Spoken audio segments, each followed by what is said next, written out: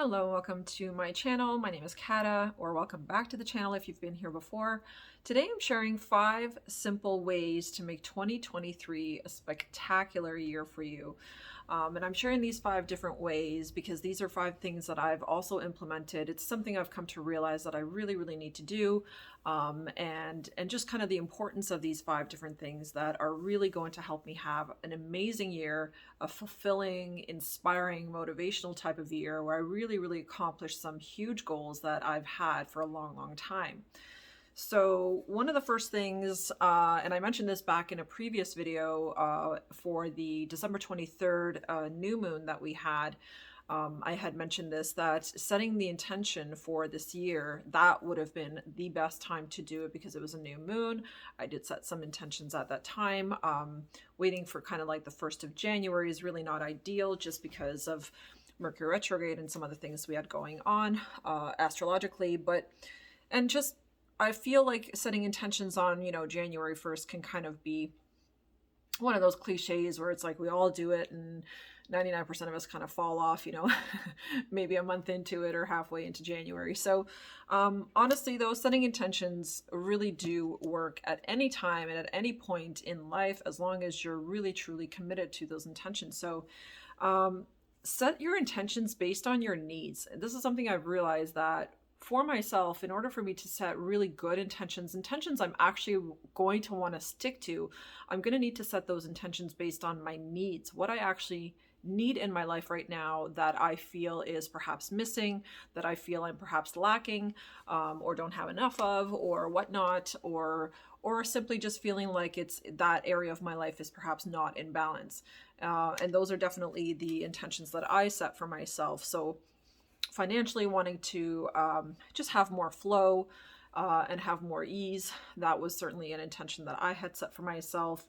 But really ask yourself the question here when you are doing this exercise is, what do you need more of in your life? Like, what do you feel like is missing? Or like I said, there just isn't that much of that you would like to experience and really live through in 2023 that perhaps you didn't in previous years. So for example, like, is it more love in your relationship or in your partnership? Is it more money? Is it more friends, or different, or more aligned friends? Is it more travel? Is it more freedom? Is it more comfort? So look at all the different things in your life that you feel right now, like I said, that you do not have enough of, because that will be your cue and your kind of guide to help you set those intentions for this year. Now, number 2 is commit to your goals fearlessly and fiercely. I have a list of goals. I've had a list of goals for quite some time, and there are some projects that I've been working on for several months now. And completing those projects are some of my goals for this year. I definitely intend on wrapping those things up so that I don't procrastinate over them, because the more I procrastinate, obviously the less motivated I become to actually get them done and to accomplish them. And if you don't accomplish a goal that you set out for yourself or that you had put down on paper previously, then it really leaves us feeling like we haven't completed or accomplished something. And that's never a good feeling. Like, I always encourage my child actually to finish little projects that she begins, whether that's an art project, whether that's, homework, whether that's whatever, it doesn't matter what it is, but just finish things, complete things, because the more that you complete things, and then don't forget to kind of pat yourself on the back when you do complete, it doesn't matter how small it is or how big it is. The purpose here of this exercise is to really feel the sense of accomplishment that you get from completing those goals and those projects. So that's going to be a huge one, and really dream, because I know I had some limiting mindsets around some of my goals, and it's like the goals were out there and they were big and grand and all this stuff, but I had such limiting mindset around accomplishing those goals, and there was doubt and fear of whether I could do it, and that is something that I had to just completely sweep aside. And I realized that if I'm going to perceive my goals in that kind of a way where I feel limited in in accomplishing it, then I'm never actually going to accomplish it. And I'm not going to have the motivation to accomplish it either, because I already don't feel good enough to be able to do that, right? So I really, really had to reevaluate how I felt about those goals and how much I felt I could actually get it done. So that's another one to really look at, and be absolutely fearless. Like, just knowing that you're more than capable, and that it doesn't matter that if it takes more time or less time, that that's not what it's about, but just feeling super capable, even if you don't know where to start. You know, you can start somewhere. We all have to start somewhere when we begin something new. And that somewhere could be the smallest step, or it could be a big step. And if you don't know where to start, then I believe the internet is just so loaded with so many different ways that you could be guided through information. There's so much information that is available to us that if you do a little bit of research, you will find your answers. And especially I find that anytime that I'm really looking for answers on how to do something or how to accomplish something that I don't know anything about, when I just set that intention immediately in my mind of like, you know, I really want to learn this, I really want to figure this out, I really want to know how to do this, then somehow when I actually sit down to do some research about it, I seem to just stumble upon the right video or the right person who can guide me through that. And I just find the answers that I'm looking for because I had set the intention and because I was determined to figure it out, and not allowing my fears or my doubts to get in the way of that. Because again, we live in the age of Aquarius, the age of information. We have so much available to us. There's really no reason why anybody couldn't accomplish, you know, anything nowadays. It's just, there's so many experts on so many different topics. So yeah, commit to those goals fearlessly and fiercely. Do the research that you need to do to be able to accomplish them if you don't know how to get started. So that brings us to point number 3. And number 3 is self-care, self-love, and self-worth. So paying attention to your needs and determining what makes you feel good. This is something hugely important I recognized for myself. I'm increasingly better at self-care routines. I'm really noticing that, you know, I need to do a salt bath at least a couple of times a week. Every single time, as soon as I start to feel a bit of tension in my body, tight muscles, or just stress in general, or I'm super up in my head about something and I feel frustrated, or if I'm feeling angry, then like one of my go-tos now is a salt bath. And I find it just levels me out so much. It really, really brings me back into equilibrium. It brings me back into a state of peace and back into a state of love for myself and within myself. And it just helps to dissipate that energy. It also washes away. Salt and water energetically clear our field, our auric field. So it really, really is important to do salt baths, because sometimes you can feel, you know, agitated or stressed or frustrated or angry about something, and maybe you don't even know what you're necessarily feeling that way about, or perhaps you feel like you're just massively overreacting to perhaps something small that happened, you know, and you feel all this excessive energy about it. And that is usually an indication that you're picking up either somebody else's energy that has nothing to do with you, or that you're just being triggered and something deep within you is wanting to be healed, is wanting to be released. And the overreaction essentially is to get your attention, to help you realize that that there's a blockage within you, that there's something unhealed within you, and that is why you're overreacting. So, because once we get into a balanced state within ourselves, and once we heal many of our core wounds and different things from childhood and just from traumas that we have experienced perhaps throughout life, once we accomplish that, we really don't get triggered. Our emotional compass doesn't sway as far out left and right.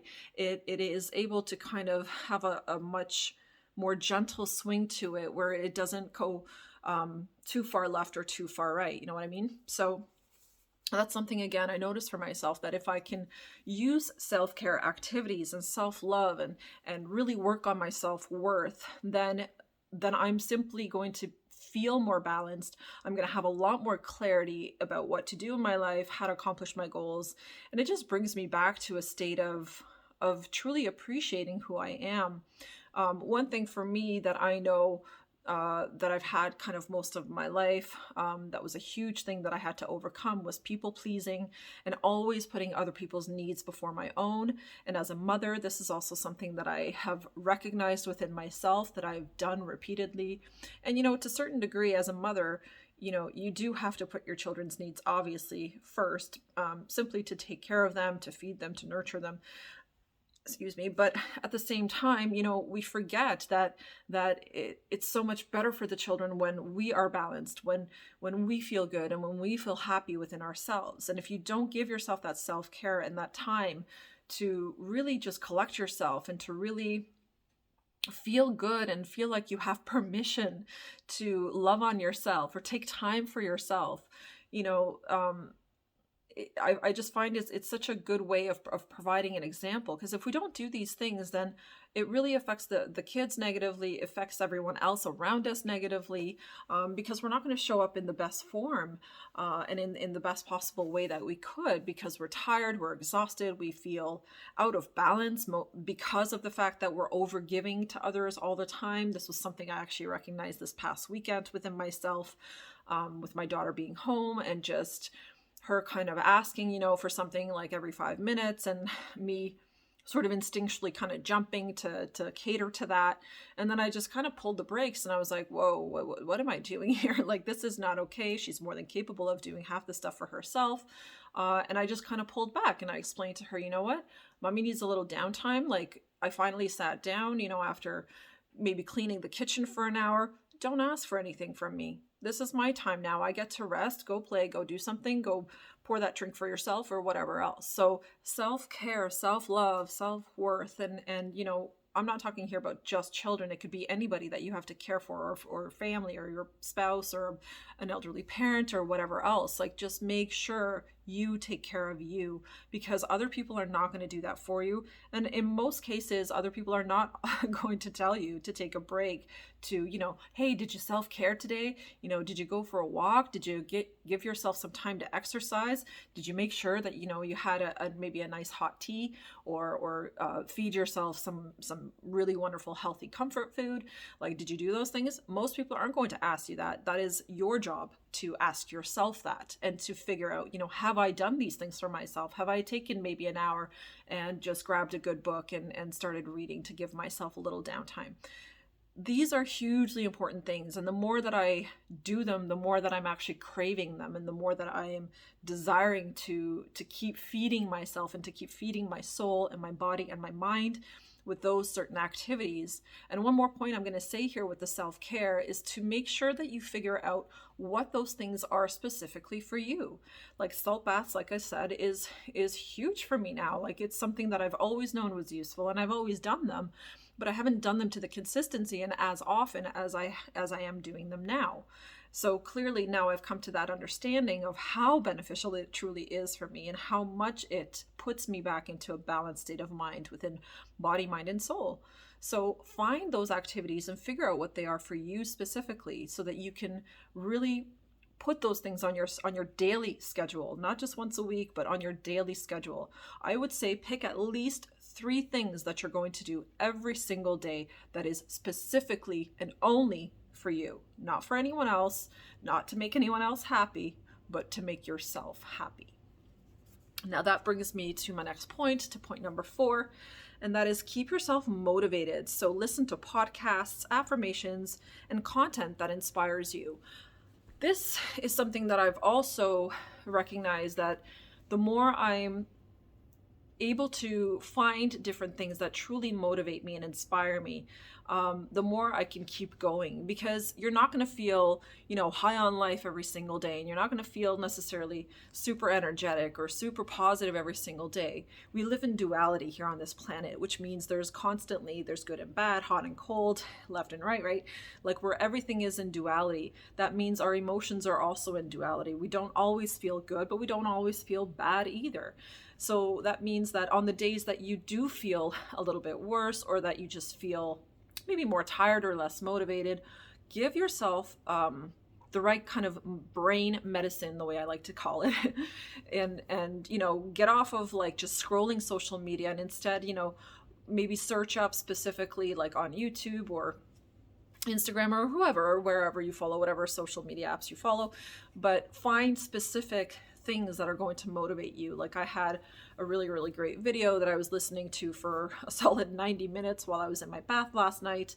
And that was all like money affirmations and just like different things like that. And it was awesome. Like I actually got out feeling like a millionaire out of that tub. It was fantastic. It shifted my perspective. It shifted my mindset. It shifted my heart, my soul, everything within me shifted just from listening to that continuously for 90 minutes and allowing myself just to absorb it, to take it in, to relax, and to really believe those things that I was hearing, you know? And it truly creates motivation and inspiration within us. So, you know, this year, make it a goal to do less scrolling, especially mindless scrolling, which we all are guilty of because of the dopamine addiction we all have at this stage from social media. But make it a goal to really be specific about the content that you watch and that you search for content that lifts you specifically on days, and perhaps even have a list of either YouTubers or of a certain type of music or channels or different things like that. Have a list of like a go-to list that you can get to as soon as you feel like you're having one of those lower days, and just look that channel up or find something within there that will truly help to keep you going. Now, for number 5, and this is once again, you know, live and learn type of situation. But my 5th point here with making 2023 a spectacular year is do not forget to play. Do not forget to have fun. Do not forget to be silly. To nurture your inner child and to keep yourself balanced. It's so important, and I really have not recognized the importance of that, and I didn't for a long time because just the way I was raised was, you know, you got to work hard in life, and my father was very much an all work no play kind of person.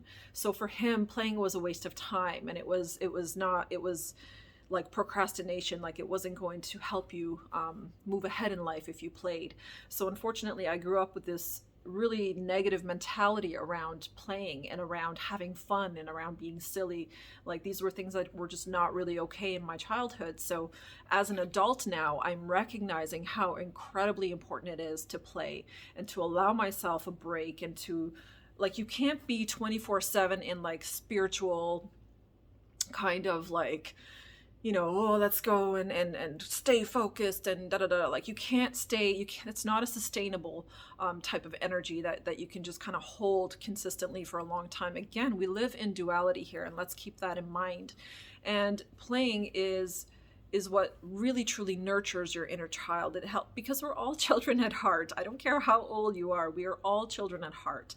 And that play, that fun, that silliness really allows that inner child to feel seen, to feel heard, and to feel loved. And that's something that we forget is our own job. You know, it is our job. It is my job to nurture my own inner child because she is within me, you know, and it is my job to figure out how my inner child likes to play and what she enjoys and what makes her laugh and giggle and be silly. And the way that you figure those things out is by just noticing, you know, what really makes you feel that way, what makes you feel like a child again, and what helps you to really embrace that energy and to live it and embody it. And for me, like if I think about it, like skiing would be one of them. I absolutely love to ski, and I haven't done it in so long. You know, through the pandemic, I haven't done it at all. And then actually, to be honest with you, I actually haven't skied since I've had a child. And I was thinking about this the other day, like, man, you know, there's so many things that kind of went on the wayside after I had a child. And I'm reminding myself of how important it is to bring those things back into my life, because that's who I am, and that is what my inner child is seeking and wanting. So if I don't ever give myself any time to play or to have fun or just to do childish things, then I'm never going to truly be a balanced adult, because we are not just adults, we are also children within, like I said. So and the duality within us, right? Being the adult and being the child, that's within all of us, every single one of us. So nurturing that and really allowing that to feel loved and to feel like it's okay to do those things. It's not frivolous, it's not a waste of time, and you're not wasting money doing those things when you're doing activities that nurture your inner child. You know, it's truly inspiring, actually, and it really really keeps me going. And I've had to very much remind myself how much importance play is in my life, and how much I haven't done it actually recently. So 23 is definitely going to be a year where I'm planning to play way more than I've ever played. Because the other thing I recognize with play is the more I play, the more I also feel much more motivated to keep going in my life. Like it just adds color, and it adds variety, and it adds, like, I just see kind of blossoming flowers as I'm talking about this. Like it just adds this blooming feeling to my life, and it really motivates me to keep going. And then it motivates me to go back to work. You know, once you've done the play, then you're a lot more willing to go back to work, and you're a lot more clear when it comes to your work, because you can bring some of that fun and that playfulness into your work. So it really shifts everything. Don't forget to play this year. Don't just be so focused on your goals and on your motivations and intentions that, you know, you bypass playing, or you bypass taking that break. Okay, so those are my 5 simple ways to make 2023 a spectacular year. A quick recap. So set your intentions based on your needs, figure out what you would like more of, what you would like to experience more of this year, and set your intentions based on that. Number 2 is commit to your goals fearlessly and fiercely. Number 3 is self-care. Self-care, self-care, self-care. I just want to keep saying that. Self-love. Really, really make sure you spend time on taking care of yourself and your own needs and filling your own cup. Number 4 is keep yourself motivated. So listen to the right content and try not to waste time scrolling mindlessly. And number 5 is do not forget to play. So that is it for today, guys. Thanks so much for watching. And if you like the content of this channel, check out my other videos. There are a lot of different topics I talk about. Thanks for watching. Take care, guys. Bye.